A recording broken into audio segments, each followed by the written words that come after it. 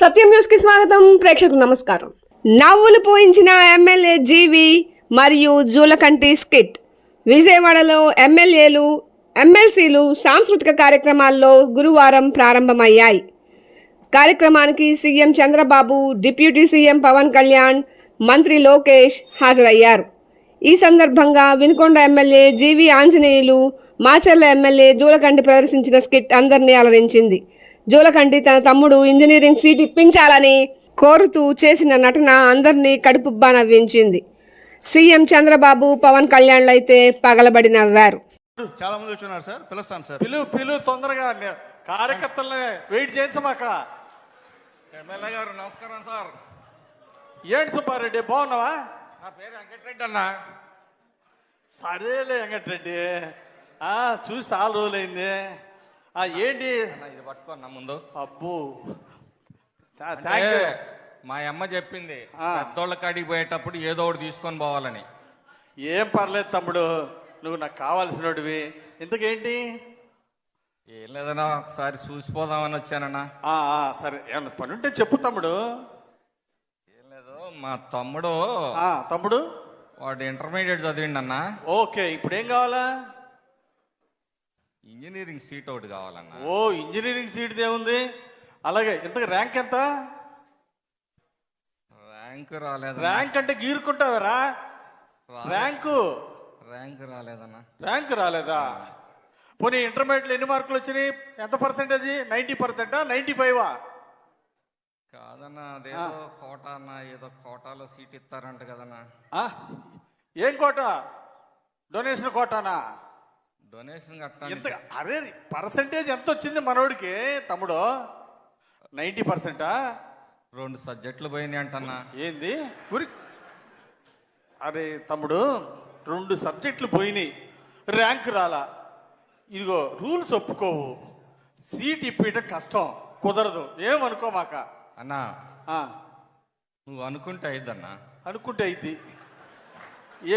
ఎట్లా అయింది చెప్పు అన్నా. నారాయణ కాలేజ్ ఎవరిదన్నా? నారాయణ కాలేజీ మన నారాయణ గారిదే. మందే కదా సార్. మరి భాష్యం కాలేజీ? భాష్యం కాలేజీ మన రామకృష్ణదే. మందే. మరి ఎన్ఆర్ఐ కాలేజ్ అన్నా?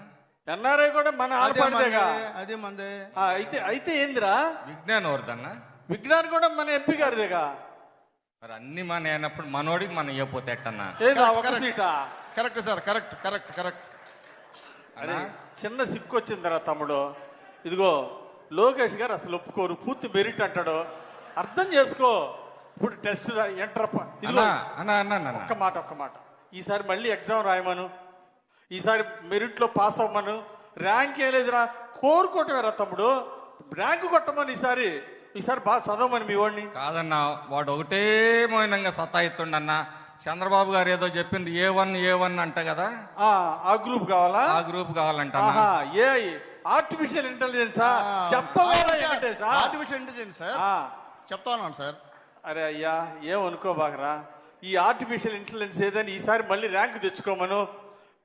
లోకేష్ గారు మళ్ళీ ఎగ్జామ్ రాయాలి, మెరిట్ చూడాలి అప్పుడే. అంతేగాని నువ్వు చెప్పినట్టు లోకేష్ గారికి ఫోన్ చెయ్యి అన్న. లోకేష్ గారి పాదయాత్రలో కూడా మా వాడు మొదటి నుంచి చివరి దాకా ఉన్నాడన్న. ఉన్నాడు సార్, ఉన్నాడు. అంటే ఇంక పాదయాత్ర లోకేష్ గారితో నడిస్తే ఇంకా ఇంజనీరింగ్ సీటు ర్యాంక్ రాకపోయినా ఇంటర్ తప్పినా సీట్ ఇవ్వాల్సిందే అంటవా? అన్న, ర్యాంక్ వస్తే నీ కాడికి ఎందుకు వస్తానా?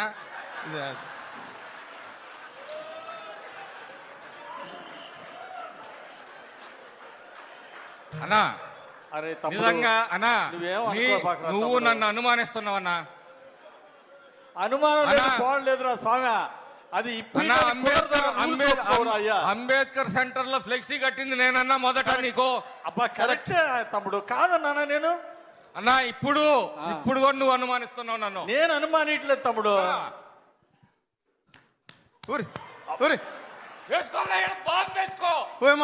పార్టీ కోసం నిలబడతా. అరే, బాంబుల సంస్కృతి వద్దని పెద్ద ఆయన చెబుతా ఉంటే మళ్ళీ బాంబులు అంటావారా? అబ్బా ఊరుకో. నా రక్తం పచ్చగా రాకపోతే సీట్ ఇప్పియద్దన్నా. అబ్బా తమ్ముడు, నీ సంగతి నాకు తెలీదా? నీ గుండెల్లో చంద్రబాబు గారు ఉన్నాడు, కానీ సీట్ ఇప్పిట కుదరదురా. నీ దండం పెడతా. అంతా బాగానే చెబుతావు కన్నా, ఈడకి వచ్చేటప్పుడు సీటు మాత్రం కుదరదు. అది ప్రాణం అంటాడు చూడు ఆయన. యమధర్మరాజు సావిత్రిని. అట్టుందన్న నీ వ్యవహారం. తమ్ముడు సీట్ ఇప్పలేను కానీ మళ్ళీ ఒకసారి బాగా చదివి రాయమనయ్యా, ఏమనుకో బాగా వెళ్ళి రాయా. అదే రాత్రి నువ్వెందుకన్నా? సర్లేనా, వస్తాయిగా, ఎన్నాళ్ళో లేవు, ఏడాదిలో వస్తాయిగా పంచాయతీ ఎలక్షన్లు.